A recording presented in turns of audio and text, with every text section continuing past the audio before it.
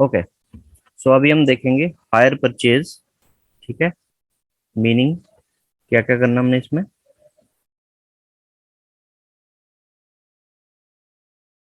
हाँ, सो पहले मीनिंग हम देखेंगे हायर परचेज का, फिर इसकी डेफिनेशन, कैरेक्टरिस्टिक्स, और लास्ट में क्विज दिया है, check your progress.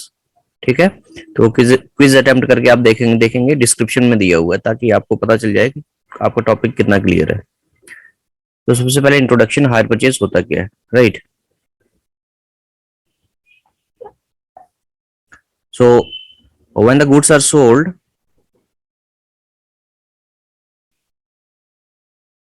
When the goods are sold, ठीक है, purchaser when the goods are sold, the purchaser may either make a full payment at one time or may prefer the payment when the payment is deferred, the amount may be paid in monthly, quarterly। ठीक है, अब hire purchase में होता क्या basically कि जब भी आप कोई भी एसेट परचेज करोगे, तो आपकी जो पेमेंट है इमीडिएटली पेमेंट नहीं करोगे। ठीक है, उसकी जो पेमेंट है आप इंस्टॉलमेंट में पे करोगे। ठीक है, चाहे वो मंथली हो, क्वार्टरली हो, ईयरली हो। ठीक है, so when the price of an article is paid by installment, the amount paid is higher than the actual cash price। ठीक है, जब टोटल अमाउंट जो हम पे करते हैं ना किसी भी एसेट का, ठीक है, वो ज्यादा होगा किससे, कैश प्राइस से। मीन्स कि जितनी प्राइस होगी किसकी, आपकी जितनी भी प्राइस होगी एसेट की, ठीक है, तो वो ज्यादा होगी, ठीक है, कैश प्राइस से। ठीक है, जो एक्चुअल एसेट जितने की है उससे ज्यादा होगी उसकी। ठीक है, सो वो क्या है, आपका चार्ज है as for interest and the risk involve. The seller is liable to sell more goods. अब इसका बेनिफिट क्या है कि सेलर है जो ज्यादा गुड्स सेल कर सकता है, क्योंकि सबके पास इतना पैसा नहीं होता कि उसी टाइम पे पेमेंट करके सारा का सारा क्या एसेट का पेमेंट कर दे।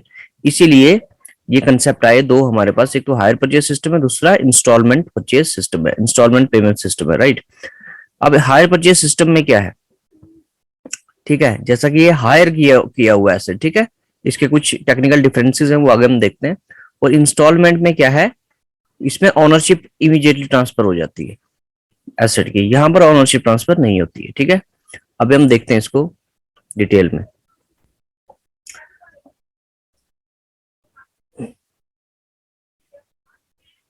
सो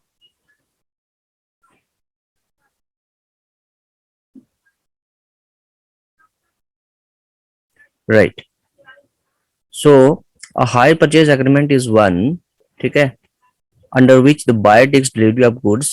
ठीक है, बायर डिलीवरी ले लेता है गुड्स की, promising to pay the price in certain number of instalment. और जो पेमेंट है वो इंस्टॉलमेंट में पे करेगा वो, until full payment is made, to treat the payment as higher charge for using the said goods। अब वो जो पेमेंट होगी, इंस्टॉलमेंट होगी, उसमें क्या क्या होगा, इंटरेस्ट भी होगा। ठीक है, तो वो आपकी क्या इंस्टॉलमेंट बनेगी, टोटल पेमेंट बनेगी, राइट। सो दैट अब हम किसको बोलेंगे, hire purchaser. Delivery of goods will be given by the owner of goods to the hire purchaser. इसमें होता क्या है बेसिकली, तो सबसे पहले डिलीवरी ऑफ गुड्स होगी, ठीक है, दूसरा payment will be made in instalment, तीसरा each instalment be treated as hire charge. हर एक जो इंस्टॉलमेंट है उसको क्या ट्रीट करेगा, hire charge. So that if default in respect of payment of even the last instalment is made, the seller will be entitled to take away the goods. इस line का मतलब क्या है कि उसको हम हायर चार्ज मानते हैं, किसको, इंस्टॉलमेंट को। अगर बायर ने एक भी इंस्टॉलमेंट पे नहीं की, ठीक है, कोई एक इंस्टॉलमेंट भी नहीं पे की, तो यहाँ पर जो सेलर है उसके पास राइट है कि वो सारी की सारी एसेट क्या करे, वापस ले जाए।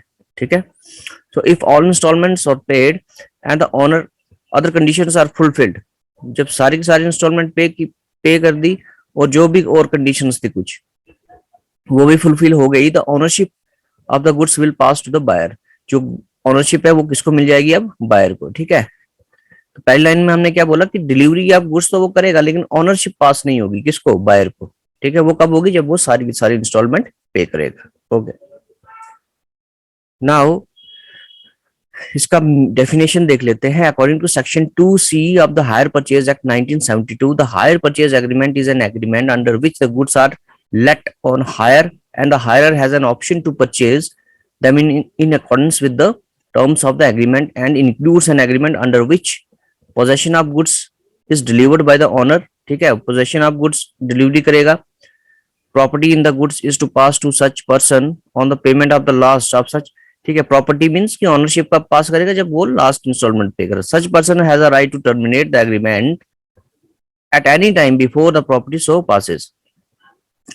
सो उसके पास राइट है, किसके पास, सेलर के पास, वो टर्मिनेट कर सकता है अगर कोई भी डिफॉल्ट करता है। कौन, बायर, जैसे इंस्टॉलमेंट नहीं पे की वगैरह वगैरह। सो अगर हम इसको समाप्त करें, सबसे पहले हायर सेलर क्या करेगा, हायर सेलर क्या करेगा, गुड्स री उसकी क्या करेगा, डिलीवरी करेगा, किसको, हायर परचेजर को, राइट। उसके बाद हायर परचेजर क्या करेगा, एक डाउन पेमेंट करेगा, क्या करेगा, down payment,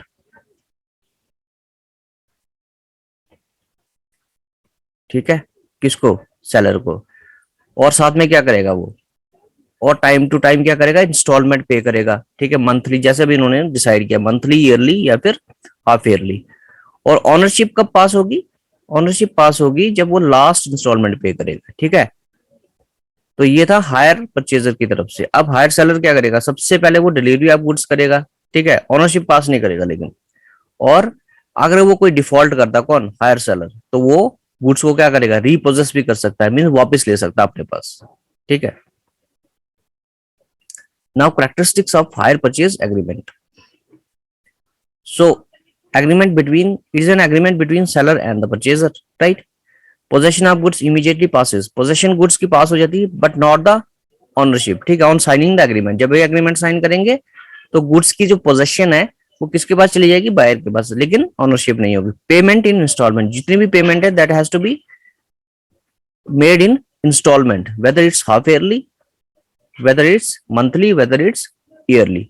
ownership of the goods remain with the seller, goods की जो ऑनरशिप है वो किसके पास रहेगी, सेलर के पास ही रहेगी, till the payment of last instalment. Each instalment is treated as hire charge, ठीक है, हर एक इंस्टॉलमेंट है वो क्या है, हायर चार्ज है, ठीक है। क्योंकि अगर यहां पर बायर क्या करेगा, कोई भी डिफॉल्ट करेगा, ठीक है, तो ये जो सेलर है वो सारे, वो आपकी जो एसेट है उसको वापस लेके जा सकता है अपने पास, ठीक है।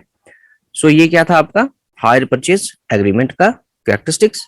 नेक्स्ट इज, अब यहाँ पर आप अपनी प्रोग्रेस को भी चेक कर सकते हो, attempt a quiz given in description, ठीक है, एक क्विज दिया हुआ है डिस्क्रिप्शन में, उसको क्लिक करना, ठीक है। तो वहां पर क्वेश्चंस दिए हुए हैं, मल्टीपल चॉइस है, तो आप जो भी हमने स्लाइड्स में अभी पढ़ा वो उन्हीं के बेस के ऊपर क्या है क्वेश्चंस हैं, तो वो आपकी प्रोग्रेस भी थोड़ी चेक हो जाएगी कि कितना आपने समझा इस चीज, राइट। ओके।